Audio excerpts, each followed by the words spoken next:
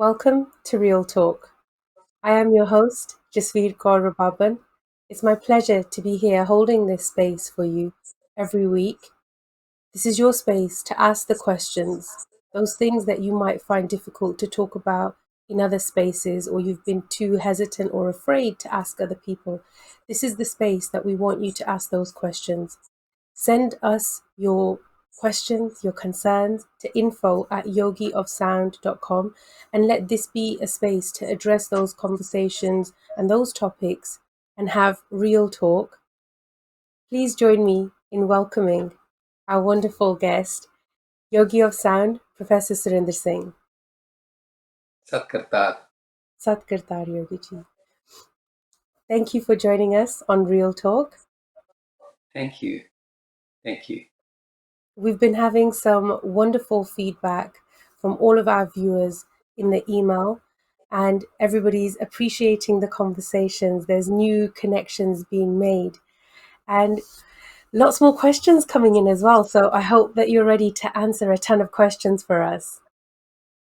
I would love to share whatever little experience I have. I don't think I'm an authority, but so I'm just here to share whatever my little experience is. We appreciate that very much.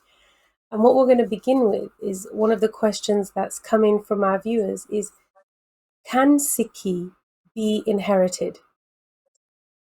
So if my parents Nothing. are Sikh, then does that automatically make me Sikh? And it helps, it helps to see the practices, and Sangat always leaves an impact. Even it is a sangat with the parents, we see their lifestyle. See, mother is a role model, father is a role model. We see them every single day, and how they live, their viewpoint, what they do, it does leave an impact on us. But again, when it comes to Sikhi, I personally believe Sikhi is not a property of a household that we can inherit. Yes, we do get influenced. What is the lifestyle? A systematic, or how people are. Our parents, their beliefs are different, although they may be um, going to gurdwaras every single morning. They get up, do the part, and but also the mother keeps karwa chauth work, or the rakhri process. All of these things are happening, so we carry those things forward, and in this carrying forward, we carry a culture. Being in a Sikh family, the Sikhi is a different thing. The Sikhi is a deep process of learning, and for that we need question, not to be born in a Sikh family. We need to have the quest, that I need to know. I want to be better. I want to grow. So therefore, I must be in company or in sangat of my guru, and that makes us learn. So, but you have seen so many doctors. Their children become doctors. It is a sangat, but when they can't inherit the doctorate, engineer's son or daughter cannot inherit. They still have to study to become what their parents are. So same thing for us. If we're born, brought up in a Sikh family, for us to become Sikh, we have to still earn it, learn it. So how do we bring that awareness in? Because there's the whole of our global community, most of us become Sikh because our parents, or we think we call ourselves Sikh because our parents practice a connection with Sikhi, right? They go to the Gurdwara or they speak Punjabi. And then, I mean, I guess my question is twofold, because that's one part of it. And then the other part of it that is coming from me right now is that using the titles Singh and Kaur, back when Guru Gobind Singh Ji gave Amrit Sanchar to the Panj Pyare, right? That was when these names were given. But were they given generally to everybody and anybody, or were they only associated with those that had taken Amrit? See, when you will come out of the folds of Sikhism, you will see the history from the from a Gursikh angle, from between you and Guru. The process, when you will see and evaluate history from that angle, Jasveer Kaur, you will understand that the titles are not for anybody. Now, your MBE, that doesn't mean that MBE should be given to the all the people, the Tasveer Kaur or the household is MBE. It is not automatically given. You earned that title. Singh and Kaur was a title, a process, a person who went through Sikhi, who learned the art of love and communication with the Guru, who displayed that they have the oneness in their consciousness. They were then ranked. They were brought to a status, Singh and Kaur. Keep in mind the Singh, this second name always existed prior to that. The Rajputs used this name. The other clans, tribes used Singh behind their names also. But Guru Sahib used as a rank to those um, who thrived toward becoming that purity, becoming who took that stage of leadership, who were there to guide, who took the responsibility for for humanity. So Kaurs and Sikhs is not, again, it's like Sikhi. You cannot inherit. It looks nice and it's okay, we can call whatever we want to. I know my friends who changed their last name many times.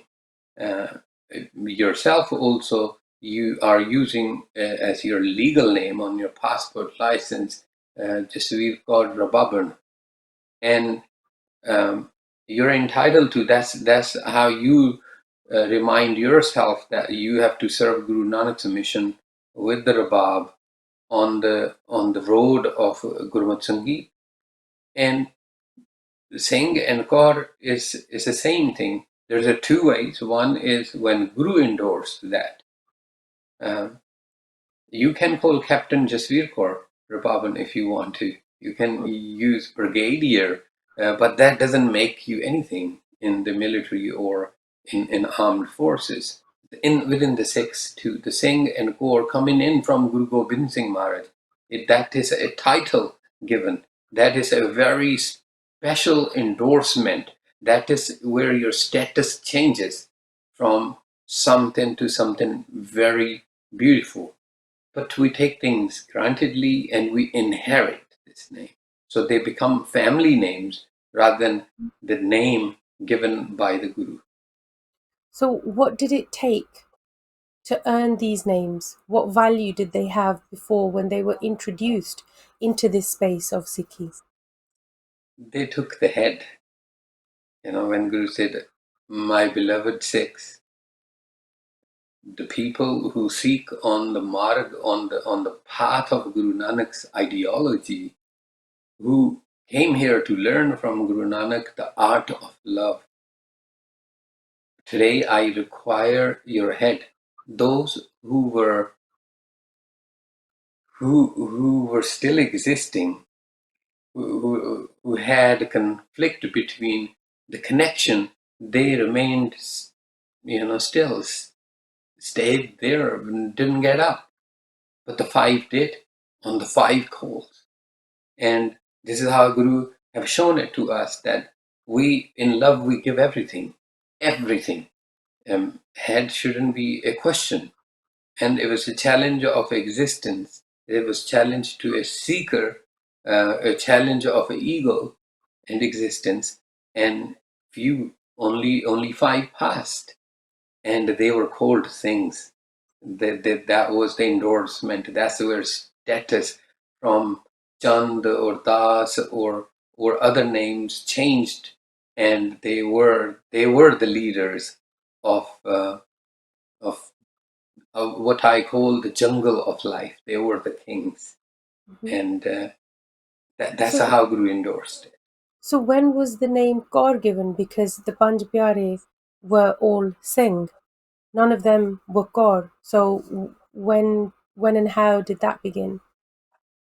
It's the same process when those Singhs, those leaders, those five super selected commanders, they had their battalions coming forward, and of course, you need to understand Guru's martial side. How the ranks and how the training is happening, how the leadership is flowing, and amongst uh, those people who came very close to Guru's circle, who passed a test after test, and Guru thought they were responsible people. This is where Guru gave the title of Gaur, and this is where Guru gave the title of Singh. Services, if you were in the battalion of Bhai Daya Singh Ji or Bhai Sahib Singh Ji or Mohkam Singh Ji, Bhai Himmat Singh Ji or Bhai Dharam Singh Ji. It depends which battalion you were in, uh, and your duties were then assigned to you in that way. But one thing was common in the Khalsa army, in the Khalsa Fauj, in this Khalsa process. The whole identity, whole existence of one was changed with changing their inherited name from Das, or whatever your name was, Rani or Basant, or anything. Then Satguru endorsed the core behind it, that you are my daughter, you are princess, live life with responsibility. So what's your opinion on how these names are used now? Because in this day and age, most people don't connect with the responsibility or the history of what these names represent, and they've just become cultural labels that Punjabi now means Sikh. Um, India's cricket team and the captain was Mahinder Singh Dhoni. Just giving an example. He's got nothing to do with the Sikhi. He carries the name Singh, inherited, as I said, Rajputs usually had their surname Singh. Um, when it comes to the spiritual realm, when your guru is Sri Guru Gobind Singh Ji, and you earned this title, of course things going to change. But Jasveer Kaur, we also must understand, if there is a day, there will be a night. There will be people who don't really understand and who don't really care. They believe that they're born in a family who believes in Sri Guru Granth Sahib, they automatically are the Sikhs, and they don't want to know anything. You will meet people who cut their hair, wear the kara, claims to be the Sikh and very proud of that, their identity. We really honestly cannot do anything.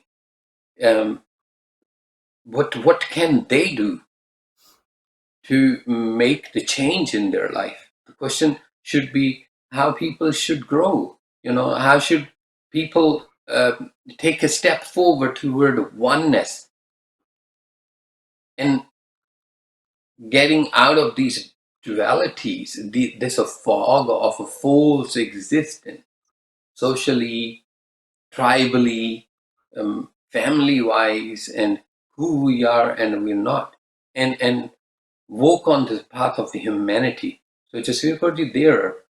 That process is an individual's process. We usually sing this Shabad of Guru Arjan Sahib in Gauri. Vadbhagi har kirtan gaiye, par Brahm tu deh tapaiye.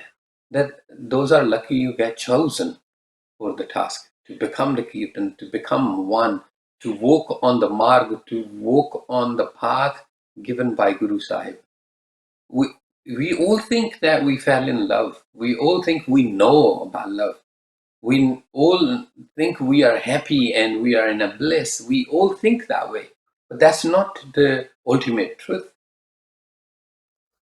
We think we love Rajma and Chawal, but that's what our understanding is, that we love eating Indian food, Punjabi food. We consume and we labeled that as a love. And that's happening in Sikhi too, that we define things and we are stuck in those cages. And I we don't are think so much uh, pulled apart, this is wrong and this is right. And in this wrong, right, what we see out there, we forget ourselves, the process we should be in relation to the Guru. so. I'm not talking about right or wrong. Um, I'm saying that in order for us to move forward as a community, there's certain um, definitions or values that need to be understood historically in terms of their context and their value as well. And we have accountability, every single individual who uses that title Sikh, who says, I am a Sikh, whether you cut your hair, whatever you do, if you wear a Quran, you use that title that I am a Sikh. है Um, we're trying to have ourselves seen on the census and these things and have that separate tick box. So I get that communally to be noticed, but I think where it comes to our practice, it's important to have a clear definition, because if we can't understand what is the requirement to be a Sikh, then how do I know that me calling my Sikh is not hurting the actual values of Sikhi? And we see a lot of that around us. There's just a lot of young people. When I was growing up, everybody around me that was brown called themselves Sikh, but they didn't have the connection with the values. None of them had ever, probably, okay, maybe one or two of them had sat with a gutka to do part, but the others not. Like, their connection was with Sikhi was that they had Kaur or Singh in their name, and that on Sundays they would go to the Gurdwara, or if they didn't go on Sunday, they'd go on Diwali or they'd go on Gurpurb. That was their claim to be Sikh. And they wear a kara and they'll go, pubbing and clubbing and all of these other things. But not just those people, but other people who use the name God and sing. But we see and we hear negative things about people who have these names in the media if they've, committed a bad deed or whatever. For me, that comes with the responsibility of wanting that title. Like you said, a doctor or a police officer or an army officer, if you want to have that rank, if you want to carry that title, it comes with a code of conduct, it comes with a set of responsibilities. And if anything you do in the public contradicts those responsibilities, it's like me having that title of MBE. There are restrictions, or not restrictions, but there are guidelines to follow which are expected of you to uphold the prestige of what that represents. Now, if I were to go against those guidelines, then I would lose that title. But we don't seem to have any form of accountability in our Sikh spaces that, you know, does that quality control. It used to happen like this, and it's not that we don't have a code of conduct. That's why we have our court, Sri Akal Takht Sahib. We have Jathedar who can hold you on misconduct, and the guidelines. Yes, we don't follow those guidelines. It's a different thing, you know. I just want to share so that the people can understand this in a context. Last week, I was doing this course talking about Gurmat and the Sikhi in modern day terms, day to day. How can we live as a Sikhs? And um, 2-3 times I used the Sri Guru Granth Sahib Ji setting up the program of clock of life, and therefore there are 60 rags. There was an MD in this congregation who got offended by this. He said, Surinder Singh ji, you are telling us a wrong thing. There's 31 rags according to my knowledge, and there are not 60 rags. And I said to him, I said, I can share the list with you, the page numbers, the rags and the banis under it, and where Guru clearly stated that, like for example, Rag Gaudi Purbi Deep Ki, Rag Gaudi Deep Ki, uh, Rag Gaudi Gwareri, Rag Gaudi Mala, or Rag Malli Gauda, all of these things, I can share that. But he refused. He said, no. Uh, I'm a doctor by profession. I've learned this, whatever I picked up, those people, whatever the information I have, that is the only truth. I'm refusing to believe you. Now, what can we do to this? If when we know that we know, then there's nothing to know. Our Sikhi stopped because Guru Nanak Ji defining about Sikhi saying Sikhi, Sikhya, Guru Vichar. What is Guru's viewpoint on things? Learning about that, what how Guru thinks. Learning about that, what Sikhi is. But when we refuse, when we shut the doors, of course, everything is going to be changed. Our culture, our lifestyle. So we have the system in a place. Before Ranjit Singh became Maharaja of Punjab, we had a system. Sarbat Khalsa was called. The very key matters related to the Sikh and the practices of Sikhi were addressed. And Raja coming into power demolished the Sarbat Khalsa model. But the Jathedar of Akal Takht was still in place, and he used his powers as an state within the state. He used those powers, and he called upon. There are so many stories which I'll probably share later on, telling you that how the Sikh court was even on the top of the emperor. He was able to, he was answerable to the Jathedar who kept the rules and regulation in line. So the one who carries Singh and Kaur is loyal to Guru Sahib, and there are parameters. We have Bajjar Kareta or Kareta. We can be called in. If I make a statement and I call myself Sikh, I will be called to the highest court amongst the Sikhs at Akal Takht Sahib, and I'll be held responsible. And I have to apologize and correct my mistakes, and I have to accept the punishment, whatever the Jathedar will give it. So it's not that we don't have a law, but now everybody, the power, the time changed, and therefore we are politically very strong and spiritually sinking in the sinking sand, and that's where that's where the transformation to a cultural transformation is happening. Um, but it's not true that we don't have things in place. There's so many things that I want to ask you, and I don't think that this conversation is over yet because I think the connection with Akal Takht is different through different generations of Sikh. Um, for my generation, it's not such a strong connection in the same way. I mean, They yes, shouldn't be like this. it shouldn't be like this. I understand. And that's why we need to have these conversations. But simply saying it shouldn't be like this doesn't change anything. Hannah.